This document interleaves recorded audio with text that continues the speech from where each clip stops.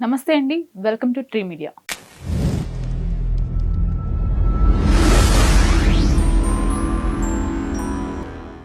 మనతో social activist, family counsellor Shri Krishnakumari గారు ఉన్నారు.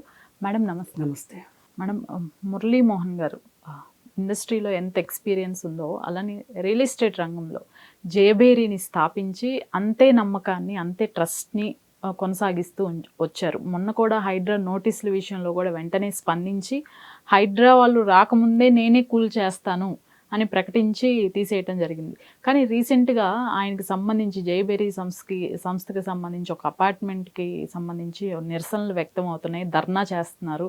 ఏంటి మేడం ఈ కంప్లీట్ స్టోరీ ఏంటి? ఇప్పుడు అమరావతిలో జైబేరి క్యాపిటల్ 1 అని చెప్పి కడుతున్నారండి. ఓకే, దాదాపు కట్టడం అయిపోవచ్చినట్టుంది. అయితే ఇప్పుడు రిజిస్ట్రేషన్స్ అవ్వట్లేదు అనేది ఒక ఆరోపణ. మేము డబ్బులన్నీ కట్టాము, రిజిస్ట్రేషన్ అవ్వట్లేదు అని.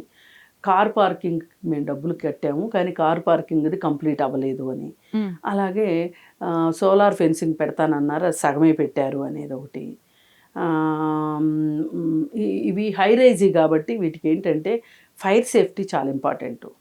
ఆ ఫైర్ సేఫ్టీ కూడా సరిగా లేదు, సీసీ కెమెరాలు పెట్టలేదు, ఇవన్నీ చెప్తున్నారు. ఇవన్నీ వాళ్ళకి న్యాయమైన డిమాండ్లే, ఇందులో రెండో మాటే లేదు.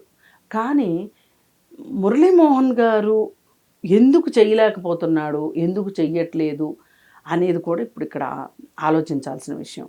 ఇప్పుడు ఇన్ని సంవత్సరాల నుంచి ఆయన ఇండస్ట్రీలో ఉండి,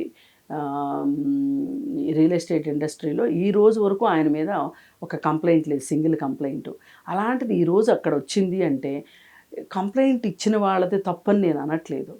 ఇక్కడ ఏదో ఒక మురళీమోహన్ గారికి మధ్యలో, ఆ రెసిడెంట్స్కి మధ్యలో ఆ లోకల్ మేనేజ్మెంటు ఏదో మిస్అప్రాపరేషన్ జరిగి ఉంటుంది అని నాకు అనిపిస్తుంది. ఇప్పుడు కొన్నిసార్లు అండి, మార్కెట్ ఒడిదుడుకులుగా ఉన్న సందర్భాల్లో ప్రాజెక్ట్స్ లేట్ అవుతూ ఉంటాయి.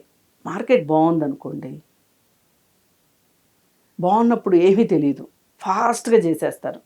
మీకు హైటెక్ సిటీ దగ్గర మై హోమ్ నవద్వీప అని ఒక సైబర్ టవర్స్ పక్కనే ఉంటుంది. మై హోమ్ నవద్వీప వెంచరు మొదలెట్టారు. వాళ్ళకేవో పర్మిషన్స్ ఇష్యూస్ వచ్చినాయి. ముందు వచ్చాయి పర్మిషన్స్, తర్వాత ఏవో సవరించిన దాని ప్రకారం వాళ్ళకి పర్మిషన్స్ రాలా.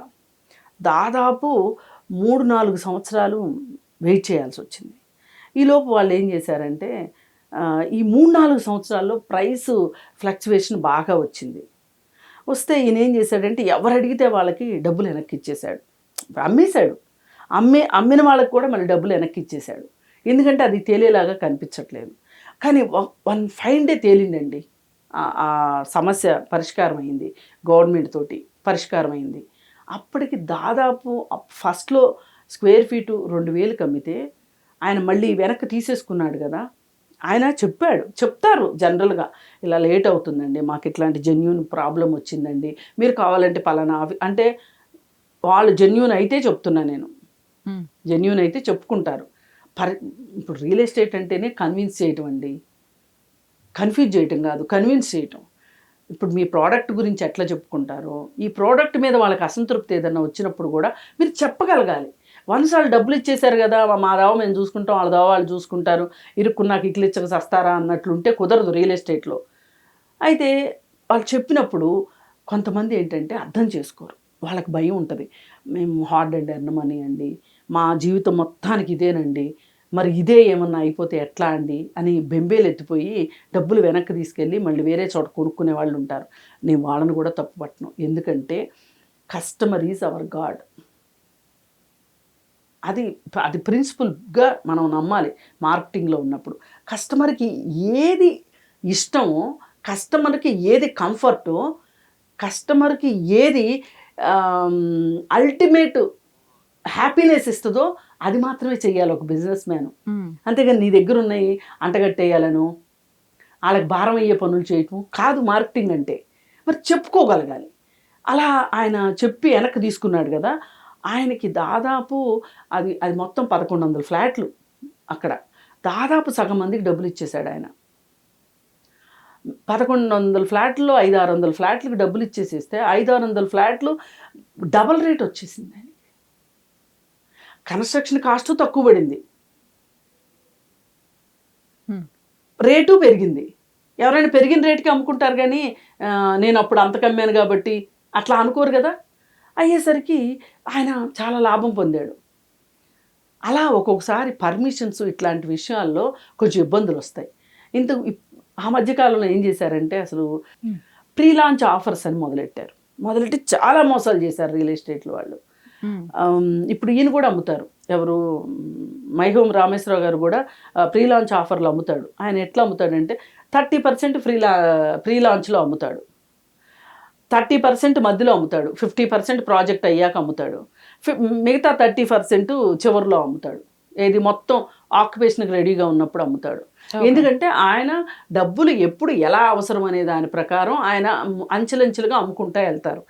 కానీ ఈ ప్రీ లాంచ్లో మోసాలు జరుగుతున్నాయి అని చెప్పి ప్రీ లాంచ్ ఆఫర్స్ ఆపేసేయండి అని చెప్పి చాలా సీరియస్గా చెప్పింది. ఎవరైనా అలా తీసుకుంటే కూడా ఏదో లోపాయకారిగా ఆ బిల్డర్ మీద వాళ్ళకి నమ్మకం ఉండి వాళ్ళు చేయటము అట్లా చేస్తున్నారు తప్పితే చెయ్యట్లా. ఇప్పుడు దాదాపు తగ్గింది ఆ ప్రీ లాంచ్ అని, ఆ సరదా తగ్గిపోయింది.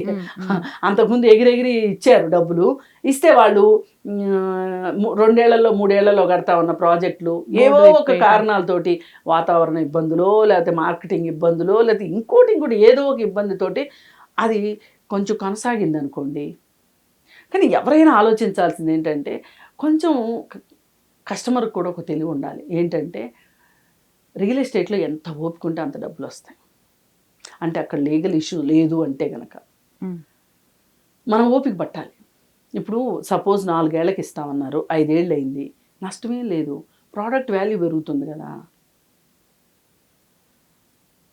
ఆ టెక్నిక్ తెలిసి ఉండాలి, ఆ ఈజ్ ఉండాలి. అయితే కొన్నిసార్లు ఏంటంటే ఒక గుంపు కొంతమంది ఏమో ఆశావాదంతో ఉంటారు, పాజిటివ్ నేచర్ తోటి. కొంతమంది నిత్య అసంతృప్తులు ఉంటారు, వాళ్ళకి ఏమన్నా చెప్పు వాళ్ళు నమ్మరు వినరు. ఇంకొంతమంది మధ్య మార్గంగా ఉంటారు.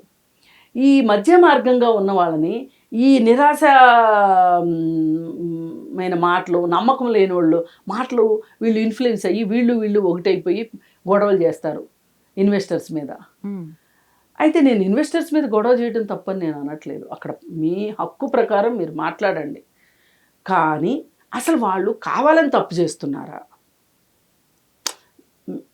ఉద్దేశపూర్వకంగా చేస్తున్నారా, లేదు గవర్నమెంట్ వైపు నుంచి వాళ్ళకి ఏమైనా ఇబ్బందులు వచ్చి చేస్తున్నారా అనేది మటుకు కొంచెం ఆలోచించాల్సిన అవసరం ఉంది. అలా ఆలోచించినప్పుడు మనకేంటంటే మనం ఒక నాలెడ్జ్ ప్రకారం మనం ముందుకెళ్తే మనకి ఇబ్బంది ఉంటుంది. అలా చేసుకోవాలి. ఇప్పుడు ఇక్కడ కానీ నేను ఇప్పటికీ నాకున్న ఇప్పటి వరకు ఉన్న ఎన్నో రియల్ ఎస్టేట్ కంపెనీలు చూసిన అనుభవంతో ఆంధ్రప్రదేశ్లో క్యాపిటల్ వస్తుంది అని చెప్పి అమరావతి క్యాపిటల్ అనుకున్నప్పుడు మొదలైన ప్రాజెక్ట్ ఇది. ఎన్నో ఒడిదుడుకులు వచ్చినాయి అక్కడ. అసలు గత 5 సంవత్సరాలు అయితే ఈ ప్రాజెక్టులు డెడ్ ఇన్వెస్ట్మెంట్లు అయిపోయినాయి. కస్టమర్లు నష్టపోయారు, అలాగే రియల్ ఎస్టేట్ ఓనర్లు, రియల్టర్లు నష్టపోయారు. ఈ పరిస్థితుల్లో ఆయన కూడా అక్కడ ఆయనకి ఏదో ఇబ్బంది అయిన పరిస్థితులు ఉండొచ్చు. అందుకని ఆ ఇబ్బందుల్ని ఆయన డబ్బులు పోగొట్టుకునైనా ఆయన సెటిల్ చేసే మనిషి. ఒకవేళ చేయలేదనుకోండి